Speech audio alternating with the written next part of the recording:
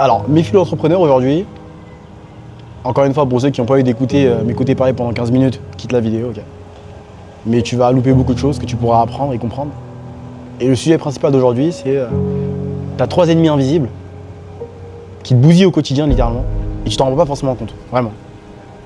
Donc dans ces 3 ennemis, bien sûr, il y a la société, que tout le monde connaît. Ok. On pense savoir comment est-ce qu'elle nous bousille et tout, mais on met des idées derrière des choses. Deuxième chose, il y a l'environnement. Environnement, là, je parle vraiment de tout type d'informations que tu ingères au sein de ta personne. Donc en gros, vraiment ce que tu vas écouter, ce que tu vas lire, ce que tu vas voir au quotidien, tes amis, tes proches, ta famille. Et en dernière chose, il y aura la biologie. Donc la biologie, encore une fois, genre l'ensemble des éléments fondamentaux d'un être vivant, donc le désir, les besoins, ce genre de choses, ce qui te fait en sorte que tu sois dans une position de fuite constante de l'effort, de l'inconfort, de la difficulté. Et moi, l'idée de cette vidéo, en gros, c'est de te décrire un peu ces 3 ennemis et comment est-ce qu'ils influencent ta vie et comment est-ce qu'ils te font du mal au quotidien. Et comment est-ce que tu peux te sortir, en fait, de cette situation par sevrage. Donc, par sevrage, c'est plus par rapport à tout ce qui est stupéfiant et alcool, donc on va éviter. Mais on va dire plutôt le fait simplement d'arrêter, en fait, de prendre conscience de ces ennemis-là pour pouvoir lutter contre eux. Je te donne une image, un exemple simple. Imagine-toi, tu es dans une pièce noire, tu fais de la boxe. Le mec qui fait de la boxe contre toi, il a des lunettes infrarouges. Donc lui, il te voit. Toi, tu le vois pas. Donc en gros, tu t'es massacré. Tu t'es massacré par un mec qui lui te voit, mais toi, tu le vois pas. Bah, la société, l'environnement et la biologie, c'est la même chose. Donc toi, t'es là, t'es tes gants et tout, t'en regardes. Et tous les soirs et tous les jours de ta vie et tout, tu te fais boxer. Tu te fais boxer par ton environnement, par la société et par la biologie. Et ce qui est drôle avec l'être humain, c'est qu'il aime les coups qu'il prend. C'est-à-dire que il apprécie tant qu'il est confortable, tant que ça va et tout. Ça l'éloigne de ce qu'il pourrait être et de son plein potentiel. Ça le rapproche de la sécurité et de l'inconfort, d'une fausse sécurité, hein, parce que généralement, il y a une statistique, bon là je l'ai pas en tête, mais bon, qui explique que lorsqu'on pose des questions à des personnes sur leur ligne mort, généralement ils sont en mode c'est vrai que j'aurais dû faire les choses que je voulais quand j'étais jeune. C'est un peu logique, hein, ça prend son sens. Mais donc dans l'idée, on reprend rapidement et tout la trame de base. Donc si maintenant on prend le premier ennemi, qui est la société.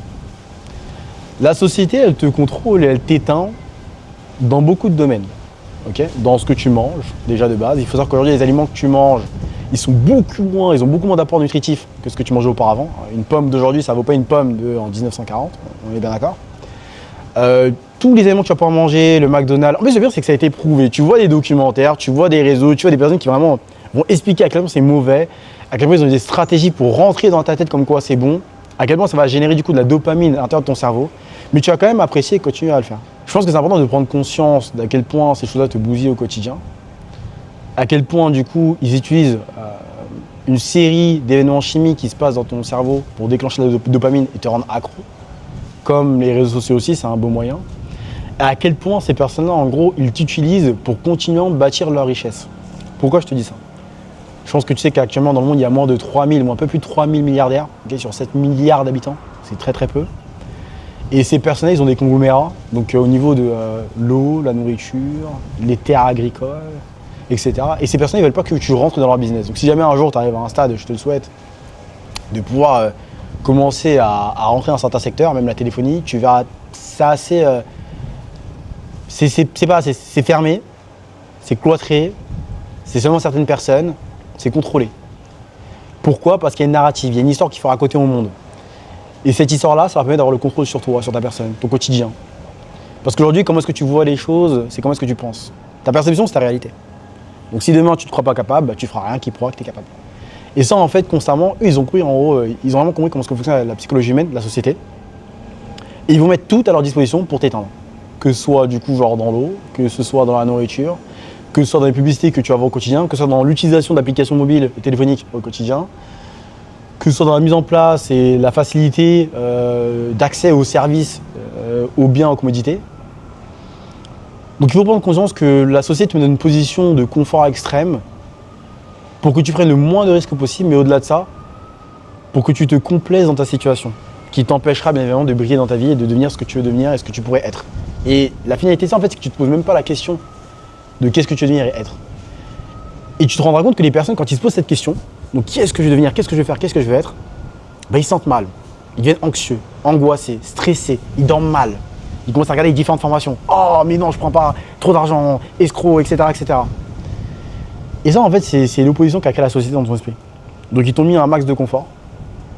Ils t'ont aspiré ton cerveau, aspiré ta personne, aspiré ton esprit, même aspiré ton âme, toute ton énergie vitale en général.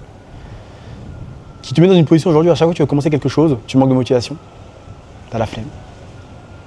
La dopamine naturelle est bien générée, tu n'en veux plus. Okay. Parce qu'il faut savoir que ton cerveau, ton cerveau il est organique. Donc en gros, c'est, pour donner un exemple plus simple, voilà, l'essence dans les véhicules. Tu as un véhicule et tout, tu peux lui mettre de l'essence qui est vraiment claqué au sol. Vraiment, je sais pas, de base, il prend de l'essence et tu lui mets du diesel.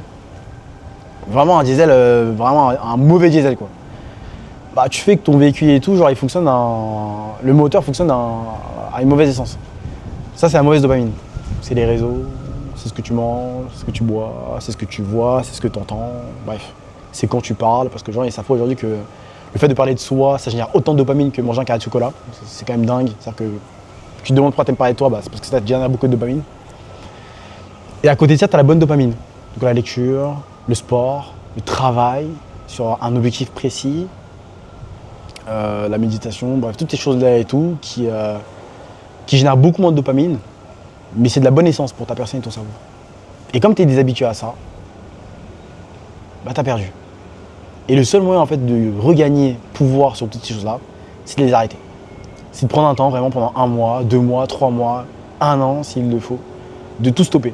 Musique, bah vraiment tout stopper. Hein. Moi je sais pas, tu me dis ouais c'est impossible pour moi, bah ok, bah reste contrôlé par ces choses-là.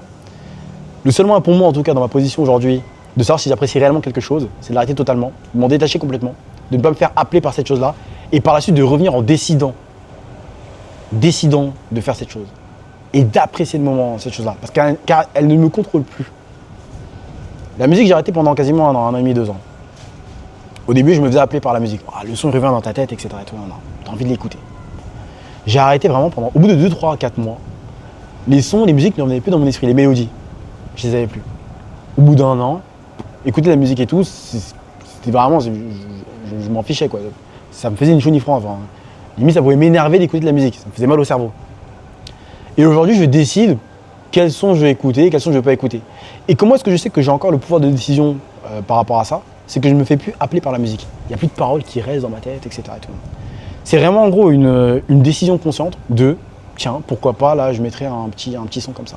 Et comme c'est très rare, je me rends compte que je ne suis pas contrôlé par cette chose-là. Parce que c'est très rare. Je peux écouter vraiment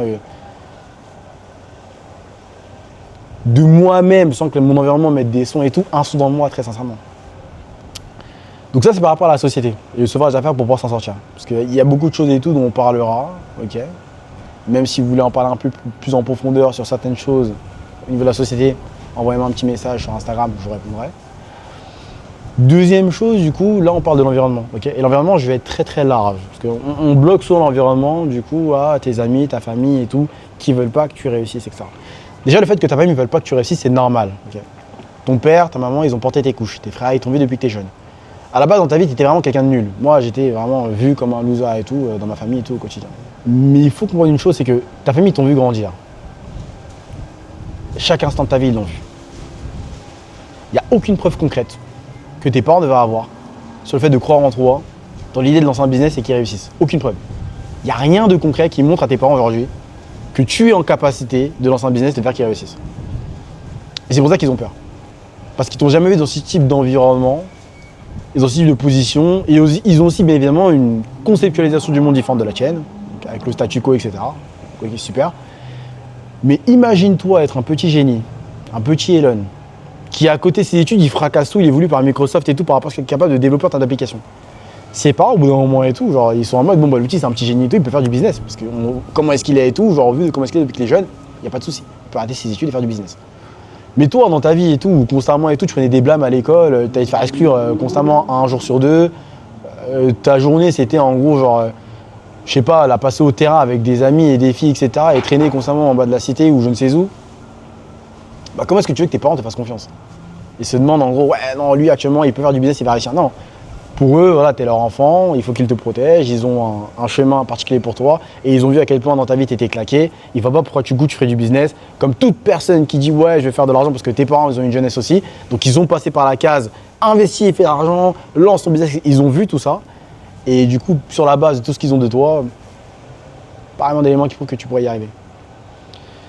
Deuxième chose, du coup, tu as la famille, etc. et tout, ok, tu as les amis. Bon, les amis, pour moi, en vrai, les gens, ils en font tout un plat, toute une histoire.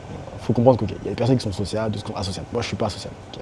Voilà. Moi, je n'ai pas besoin de personne autour de moi ou de sociabiliser pour me sentir bien. Tout seul, je suis très bien, ça me va parfaitement. Maintenant, les amis, il faut faire attention parce que ton environnement, il a un réel impact sur toi. Et moi, je vais te donner des exemples tout bêtes. Quand tu es jeune, il y a des expressions qui sortent. Donc des mots qui sortent dans ton entourage que tu commences à répéter parce que ton environnement les dit. Et en fait, sur les choses aussi basiques et fondamentales, il faut que tu te rendes compte de l'impact de ton environnement sur toi. Okay, pas seulement de ouais, ils comprennent pas pourquoi tu fais du business, ils te recommandent de faire ça, si ça. Rentre juste compte de comment est-ce que tu parles. Les expressions que tu as entendues, que tu as appréciées, que tu répètes de ton environnement. Donc en fait, c'est comme ça que tu te rends compte de l'impact réel qu'a tes proches sur toi. Et le plus gros impact pour moi, en gros, que tu vois encore moins, ce serait en vrai, c'est la qualité, c'est l'information que tu ingères au quotidien. Donc, est-ce que l'information que tu ingères au quotidien te permet d'avancer ou de reculer? Donc, que ce soit en gros les sons que tu vas pouvoir écouter, que ce soit du coup les podcasts que tu vas regarder, les trucs drôles, le scroll, le Netflix, bref, toutes ces choses-là, etc. Et demande-toi en fait honnêtement, en mettant ta personne dans ce type d'environnement, donc en fait l'environnement c'est vraiment la pièce dans laquelle tu te cloîtres. Donc tes amis, ta famille, ce que tu écoutes, ce que tu vois, ce que tu entends, en te mettant dans cette pièce-là, où est-ce que ça va t'emmener d'ici 1, 2, 3, 4, 5 ans? Je vais juste me déplacer un peu en dessous parce que là, il commence à... Je parlais de l'environnement, très sincèrement. L'environnement, c'est la pièce dans laquelle tu vas te cloîtrer, ok? Et qui va résumer un peu ce que tu ingères en termes d'informations au quotidien. Donc qui te parle, qui t'écoute, qu'est-ce que tu vois, qu'est-ce que tu entends, qu'est-ce que tu lis, qu'est-ce que tu regardes. Donc dans l'idée, en gros, l'environnement, voilà, c'est un impact invisible parce que tu sais même pas à quel point ça a construit, ça constitue ta personne. Okay, l'humain, on est grégaire. On est fait pour être en groupe. Tout seul et tout, on pèterait un câble. Même moi, aussi solitaire que je sois, je vais avoir un impact. Pour avoir un impact, il faut des personnes. Si je veux pouvoir transmettre ce que je sais pour impacter des personnes, il faut que des gens soient présents. Donc encore une fois, faites attention à votre environnement. Dernière chose, du coup, ça va être la biologie. La biologie, c'est tout en gros... c'est l'être humain sous sa forme la plus fondamentale et basique. C'est-à-dire, on va parler vraiment de tes besoins, tes désirs, donc boire, manger, etc. Tes désirs, qu'est-ce que tu as envie, donc tous les désirs que tu peux avoir en général, donc avoir cette fille, avoir cette voiture, avoir ce bien, etc. Et l'idée en gros, c'est que par rapport à la biologie, ce que les personnes ils pensent, c'est qu'ils peuvent ne pas avoir de contrôle sur la biologie. Ce qui est dans un certain cas, dans une certaine mesure, vrai. Okay, par exemple, la biologie, c'est aussi ce qui te protège de ne pas te casser les dents ou de ne pas mourir demain. Exemple tout bête, tu peux t'entraîner autant que tu veux, avoir une résistance mentale à la douleur, tu mets ta main dans le feu, au bout d'un moment tu l'enlèves. Au bout d'un moment tu l'enlèves parce que ça brûle. Même si du coup tu as augmenté ton niveau de résistance par rapport à d'autres personnes. Mais au bout d'un moment tu vas la retirer quand même. Parce que biologiquement, ton cerveau est là pour te protéger, il envoie des signaux à ta main, comme quoi elle est en train de brûler, attention, ça fait mal. Okay, et même si en gros tu éteins ces signaux, tu ne pourras jamais les éteindre complètement, c'est pas possible. Ceux qui n'ont pas ces signaux, ils ont une maladie. Okay, ça existe, les personnes qui ont une maladie, en gros ils ne ressentent pas la douleur. Parce que le cerveau ne transmet pas du coup la douleur au corps. Donc tant que ça ne les blesse pas, ils font des expériences où ils se blessent, tant que ça ne les met pas en danger. Et tu vois qu'ils ne réagissent pas. Okay, donc c'est pour te montrer à quel point, encore une fois, la douleur, c'est biologique. Ça a été, dans l'aspect fondamental de l'humain, ça a été créé pour te sécuriser. Et ceux qui ne l'ont pas, ils doivent juste faire attention à pas mourir bêtement parce qu'ils ne savent pas qu'ils ont mal, quoi. Donc dans l'idée, comment est-ce que la biologie du coup te contrôle? C'est surtout, je pense, dans l'idée de tout ce que tu penses avoir besoin et que tu amplifies. Manger 3 fois par jour, plus grande bêtise que je connaisse de ma vie. 8h, midi, 19h, 20h. Qui a dit ça? Pourquoi? Quel moment? Bref. Et là, en fait, quand tu arrêtes de faire... pour moi, c'est vraiment une bêtise. Hein. Et quand tu arrêtes de faire ça, tu te rends compte d'une chose. C'est que finalement, tu n'as pas réellement faim. Mais tu es happé par la nourriture. Donc, est-ce que tu es happé par la nourriture ou ce qui a été mis à l'intérieur de la nourriture? Parce que quand tu ne manges pas, toi, tu gargouilles, mais tu les laisses, par exemple, 3 minutes, finalement, ils ne gargouillent plus. Et tu n'as plus faim. Et tu te sens très bien. Tu vas aller faire du sport, courir, faire ce que tu veux. Je vous dis pas d'arrêter de manger pour voir si vous êtes capable de maîtriser votre biologie ou pas. Je vous dis juste de faire attention à vos besoins, à vos désirs et comment est-ce qu'ils vous dirigent dans vos vies. Okay, c'est à vous de diriger ça. En fait, votre biologie, c'est un véhicule et c'est aussi des lentilles, des lunettes par lesquelles vous pouvez voir le monde. Okay, mais c'est à vous de les calibrer. Ne vous laissez pas avoir et impacter par votre biologie. Mais c'est à vous de vous calibrer de manière à pouvoir performer au quotidien. Okay, par rapport à la biologie, ce serait pas du coup l'idée de sevrage, donc de ne plus le faire. C'est de se comprendre vraiment sincèrement et de se calibrer. Et pour se comprendre, il faut s'observer. Lorsque tu as faim, parce que tu manges 3 fois par jour et parce que tu as sauté ton petit déjeuner et du coup tu n'as que 2 repas et que tu te sens pas bien parce que tu as 2 repas, c'est faux, c'est pas biologique. Okay, donc ça c'est dans l'idée. Maintenant en gros que je vous expliquais vraiment les 3 ennemis, il faut que tu cherches à l'intérieur de toi pourquoi tu veux faire les choses. Ou pourquoi est-ce que tu es sur Terre, enfin c'est stupide. Ça sert à rien de se poser ces questions-là et tout. On s'en fiche pourquoi tu es sur Terre et tout, tu es ici, commence à faire les choses que tu veux faire, c'est tout. Pourquoi tu es là, pourquoi tu es pas là et tout, pourquoi tes parents ils t'ont fait, ils t'ont pas fait. T'es arrivé, t'es là et tout, genre profites-en, genre vis. La réponse, je pense qu'elle se trouve plus dans l'idée, en tout cas selon moi, d'exploiter encore une fois genre son plein potentiel et de vraiment être l'architecte de sa vie. Être en capacité de se dire quelque chose et de se prouver à soi-même que tu es capable de le faire. C'est une forme de respect, de loyauté et de parole que tu te donnes envers toi-même. Envers personne d'autre, hein, c'est vraiment envers toi-même. Et ça, en gros, ça crée de la fierté, ça crée de l'appréciation. Tu te lèves le matin et tu te demandes comment est-ce qu'aujourd'hui je vais pouvoir faire pour être fier de moi. Et je pense qu'un homme qui court sans but, c'est un homme qui court à sa perte.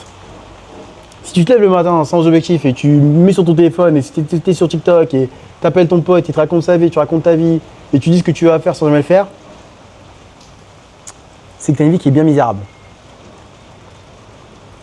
Et que même ton fils, ta fille, tes parents, ta femme, ton homme, je vois pas pourquoi ils devraient s'inspirer de toi. Et si tu me demandes en gros pourquoi c'est important d'être inspirant, bon moi déjà je te répondrai que déjà je pense à mes enfants. J'en ai pas encore mais j'en aurai. Et je veux que mes enfants, ma fille, mon fils, lorsqu'ils regardent vers leur père ou leur mère ou la famille, ils n'aient pas besoin d'aller chercher un influenceur ou je ne sais qui à l'extérieur ou une star pour dire que oh là là, lui il est trop bien. Mais qu'à la maison, ils aient des modèles en gros de personnes qui travaillent, qui sont intelligents, qui font la différence, qui pensent, qui sont justes et qui les poussent aussi à atteindre leur plein potentiel parce qu'ils n'ont qu'une seule vie. Il leur faut comprendre dès le départ.